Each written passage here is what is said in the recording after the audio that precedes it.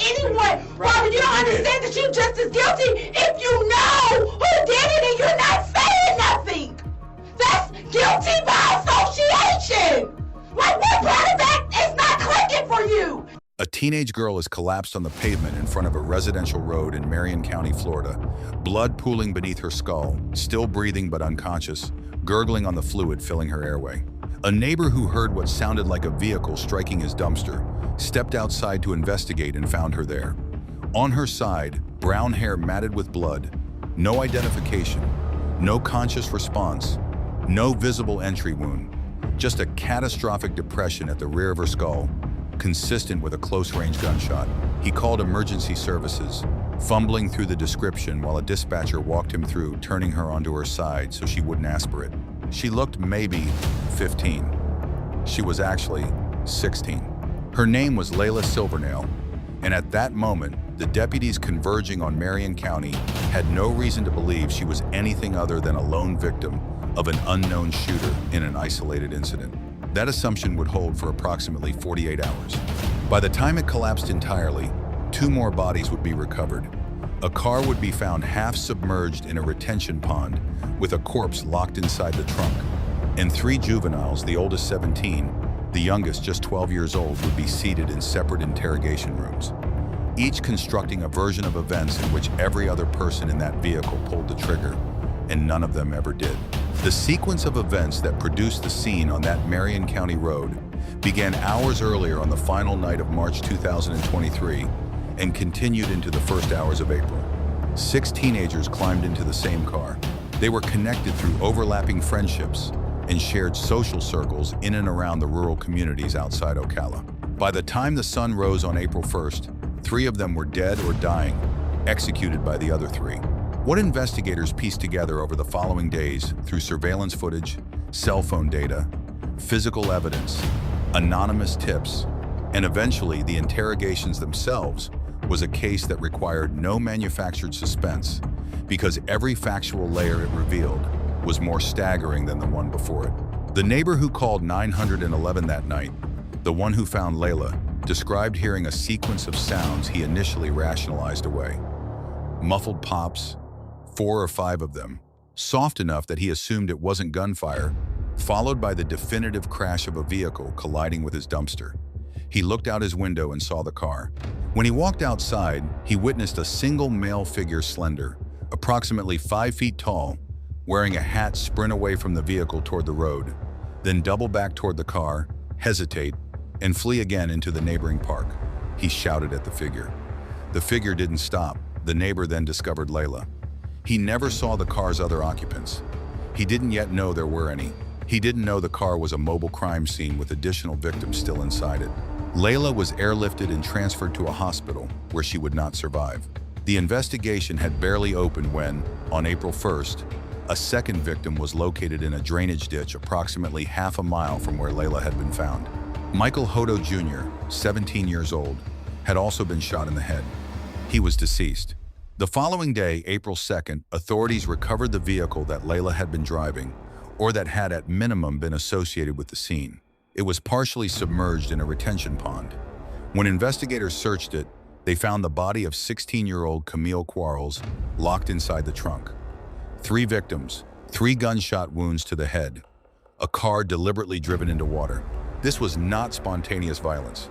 The disposal of the vehicle, the positioning of the body in the trunk, and the evident attempt to flee and destroy evidence indicated coordinated action taken after the killings, a deliberate effort to eliminate physical traces of what had happened inside that car. The investigation rapidly narrowed to 3 individuals: Robert Robinson, 17 years old, Taj Bruton, 16, and Christopher Atkins, 12. Before a single suspect had been formally interrogated, an anonymous source, someone embedded in the same social network as both the perpetrators and the victims, someone who knew these individuals personally, came forward and spoke to investigators. This source didn't call in a tip after learning about the murders on the news. This source had been informed about the killings through a chain of direct contacts. A friend had been called by one of the suspect's relatives, who had apparently relayed details of what happened almost immediately after it occurred. The source told investigators that everything had taken place inside the car. that the motive involved something belonging to a person known by the street name Sosa, that the intended purpose of that night had been a robbery, not a killing, and that the murders were not supposed to have happened at all. The source stated plainly, when they learned that the victims were going to be in that car alongside Robert Robinson and Taj Bruton, they already knew what the outcome was likely to be. Because they had personal history with these individuals, because they had seen the pattern before, they had, in fact, once been shot by someone from this same circle under the guise of friendship. Armed with the anonymous account, the forensic evidence recovered from the vehicle and the surrounding scene, surveillance footage from multiple locations, and phone records, detectives moved into the interrogation phase. 3 separate suspects, 3 separate rooms, 3 separate sessions, each of which produced a comprehensive, internally consistent account in which the speaker described themselves as the sole bystander, the only person without a weapon, the one individual who had no agency over what occurred. The structural architecture of each confession was identical, even though the factual details each person assigned to the others differed radically.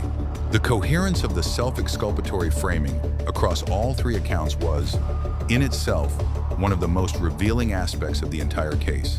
Robert Robinson was brought in first. His mother accompanied him.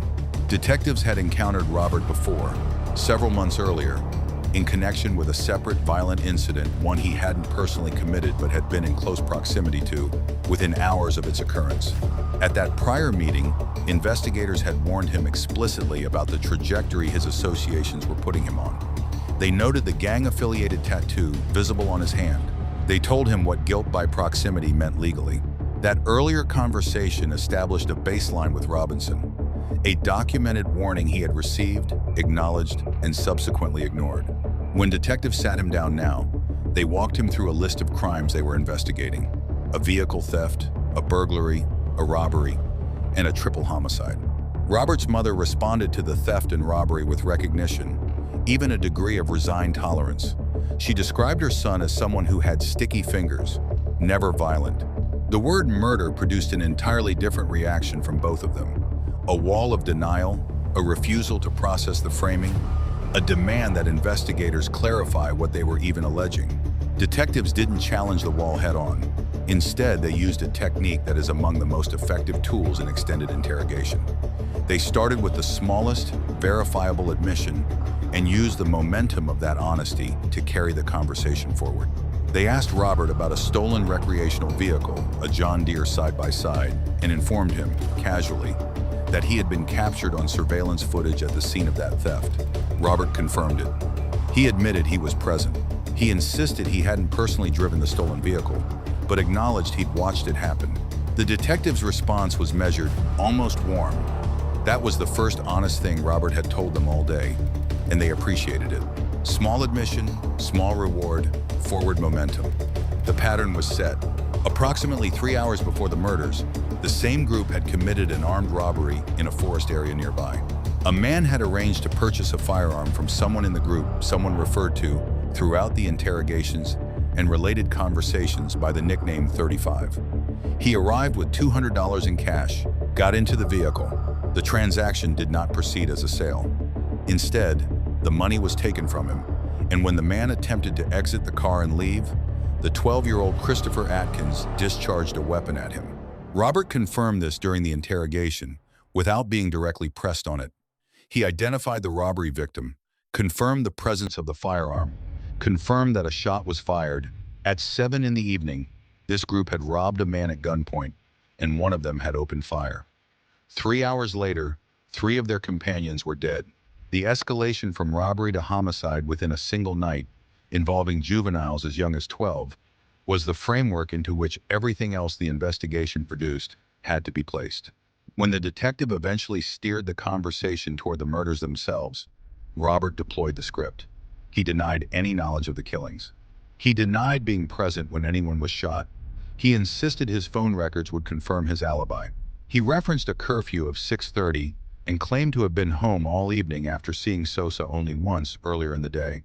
The detective pushed back, not through aggression, but through the accumulated weight of specific, accurate details that could only have come from the crime scene, from surveillance footage, or from someone who had been in that car. Robert's denials became increasingly frantic. He screamed that he hadn't killed anyone. He screamed that he wasn't willing to be labeled a snitch, that people in his world were killed for cooperating with law enforcement, that the threat of retaliation was existential and immediate. His mother's presence in the room, audibly distressed throughout the session, did not interrupt or redirect the confrontation. Detectives told Robert plainly that knowing who committed a murder and choosing to protect that person made him legally indistinguishable from the person who pulled the trigger. Robert broke in stages. His first version assigned total responsibility to Taj Bruton. In this account, Robert described how the group had reconvened after the earlier robbery, picked up Taj, and driven out to a remote wooded area. According to Robert, Taj announced almost immediately upon entering the vehicle that they were going to kill someone that night. Robert claimed he protested. He claimed he tried to talk Taj out of it. He claimed that as the car slowed and he saw Taj raise a weapon, he froze, watched 2 shots fired that begged to be taken home. In Robert's telling, Taj shot Layla. He also described the person designated 35 folding down the rear seat of the car to access Camille, who was concealed in the trunk space, and shooting her from behind. He described Camille surviving the initial shot. He described hearing a command issued to finish her off. He claimed he was paralyzed by fear, that his own refusal would have resulted in his death that night. He maintained this version for approximately 6 hours. Then the detective returned to the one thing Robert had never directly addressed: Camille Quarles. He asked Robert directly whether Robert had shot the girl in the trunk. Robert deflected, reattributed it to 35, gave a number of times once, and then, with the investigator pressing on the specific number, began to unravel. What emerged from the final phase of Robert's interrogation was a materially different account.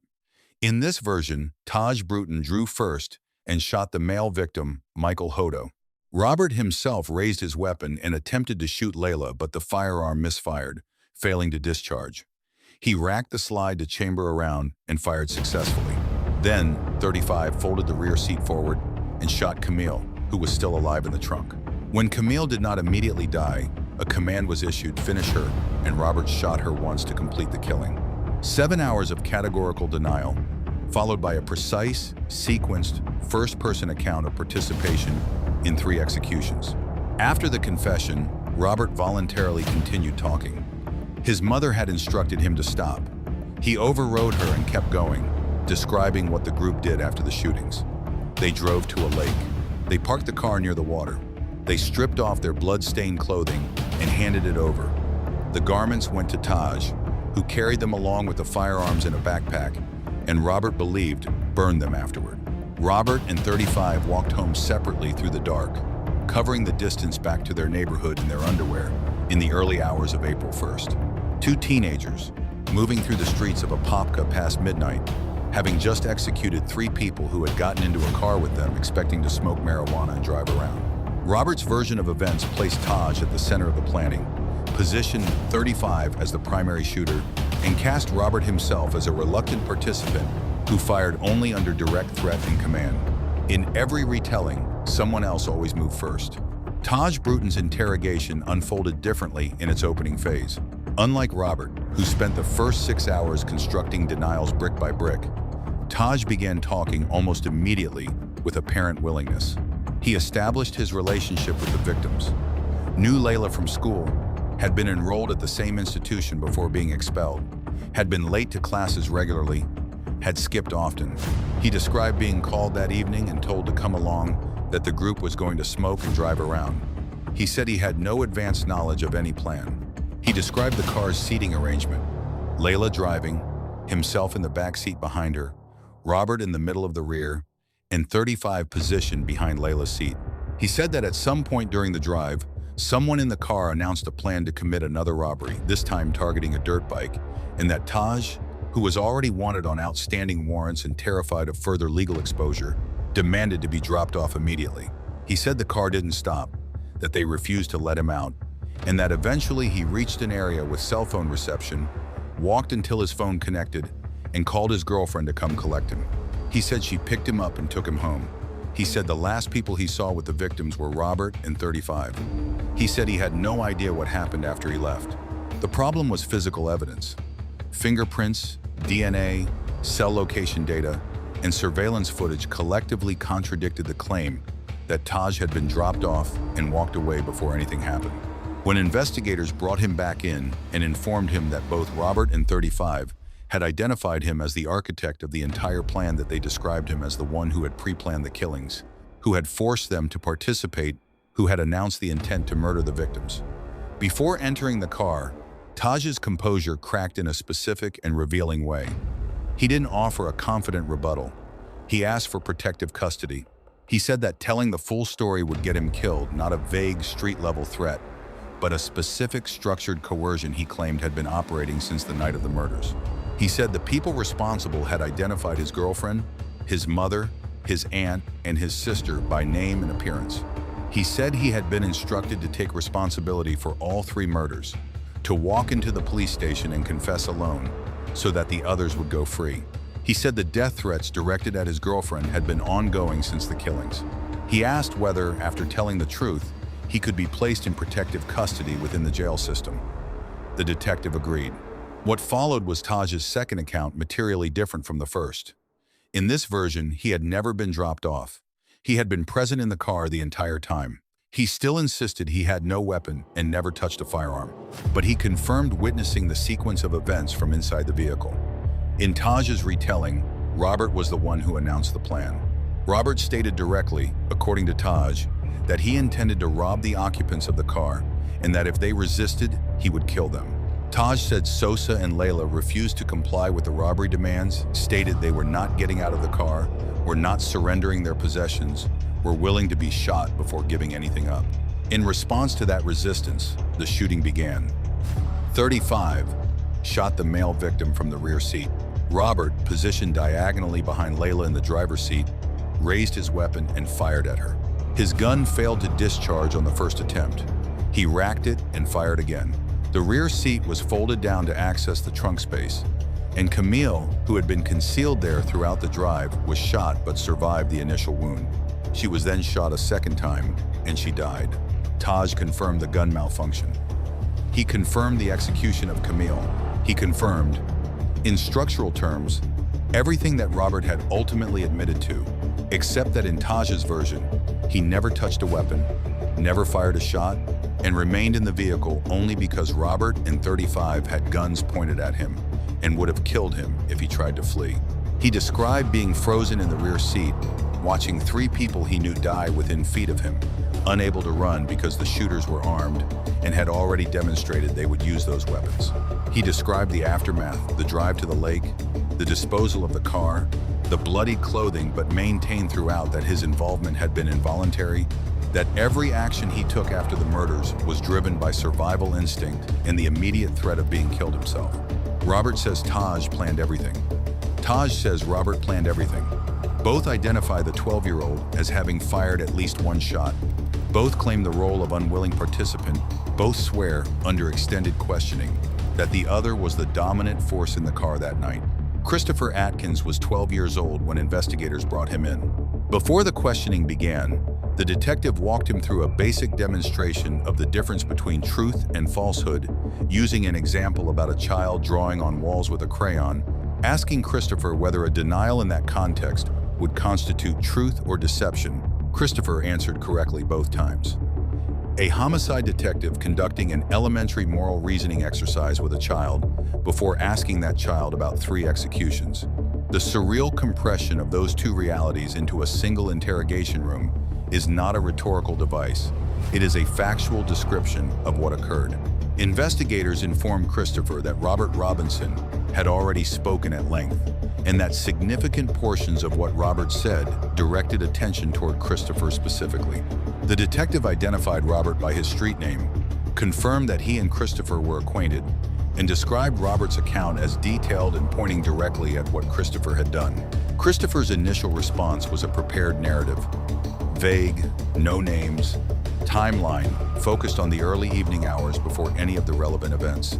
He described eating food, watching television, going to sleep.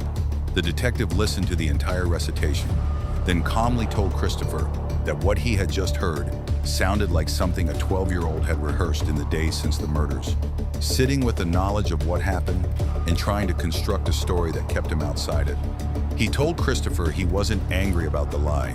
He said he recognized that sitting across from a detective with a parent in the room and a weight of this magnitude pressing down on you was a situation that naturally produced self-protective instinct. He told Christopher he could see in his body language that he was carrying something that was hurting him. Christopher started talking. His account placed the group in a car, described loud music playing when the shooting started, said he heard the shots, and initially believed someone was firing at the car from outside, a distinction that would prove legally significant. He described jumping out of the vehicle in a panic, being ordered to get back in by someone wearing all black clothing, and complying. He described what he saw when he returned to the car. 2 people had been removed from it or had been pushed from it onto the ground outside. He described the figures as no longer responding normally. 3 suspects, 3 interrogations, 3 finished accounts, each narrator at the center of their own version, each one the passenger, never the driver, of what happened that night. The physical evidence did not honor that shared narrative structure. All 3 had been armed. All 3 had fired weapons. All 3 had participated in the post-murder evidence destruction, the drive to the retention pond, the stripping of bloodied clothing, the disposal of the car with Camille's body still locked in the trunk. The motive, which would be confirmed through the subsequent prosecution and trial process, came back to a single firearm, the gun belonging to Michael Hodo Jr. The entire architecture of violence, the robbery, the escalation, the killings had been built around taking that weapon. 3 people died in a moving vehicle because someone in that car wanted what Michael Hodo was carrying. In the days following the murders, investigators had the additional task of informing the victims' families. Those conversations were recorded and preserved as part of the broader case documentation. A grandmother answered the door and already knew, asked immediately whether her grandson was dead before the detective could complete an introduction. Investigators told her they were still in the preliminary stages of confirming identifications. She asked whether her grandson would be okay, whether he was in a hospital, said she didn't know anything about where her son was. The answer the detective could not yet give out loud was already visible in the reason he was standing at her door. In May 2023, a grand jury returned indictments against all 3 suspects. Robert Robinson and Taj Bruton were each charged with 3 counts of first-degree murder. Christopher Atkins was charged with armed robbery and evidence tampering. All 3 were charged and prosecuted as adults, regardless of their ages at the time of the offense. The legal process moved across nearly 2 years before reaching resolution. Christopher Atkins entered a guilty plea in April 2025, agreeing to cooperate as a witness in the prosecutions of the other 2 defendants. Taj Bruton entered a guilty plea in June 2025. Robert Robinson entered a no-contest plea, meaning he did not formally admit guilt but accepted that the prosecution's evidence was sufficient to convict him. On the 22nd of July 2025, Christopher Atkins, by then 15 years old, was sentenced to 40 years in Florida State Prison, with a mandatory review of his case after he had served 25. 1 day later, on the 23rd of July 2025, Taj Bruton and Robert Robinson were each sentenced to life in prison without the possibility of parole. Layla Silvernail was 16 years old. Michael Hodo Jr. was 17. Camille Quarles was 16. 3 adolescents who got into a car in rural Florida expecting to spend an evening with people they considered friends, in a social group that shared history, shared routines, shared knowledge of one another's families, neighborhoods, and habits. The 3 individuals who killed them, 17, 16, and 12, spent every minute between the moment the first shot was fired and the moment the interrogation room doors closed behind them, working to establish in as much detail as possible that they had been passive witnesses to something that happened entirely around them, that they bore no responsibility for any of it, that whatever guilt existed in that car on that night had been generated entirely by someone else. The physical evidence, the cell phone records, the surveillance footage, the anonymous source, the cross-reference contradictions between their own accounts, and ultimately the weight of 3 separate confessions dismantled every one of those claims systematically. The 3 who walked away from the retention pond that night walked directly toward this outcome, even if none of them understood that clearly at the time. The sentences rendered in July 2025 reflected what the evidence had established from the beginning, that everyone in that car, when the guns came out, made a choice, and that the 3 who survived spent everything they had trying to make sure that the record would show it was someone else's.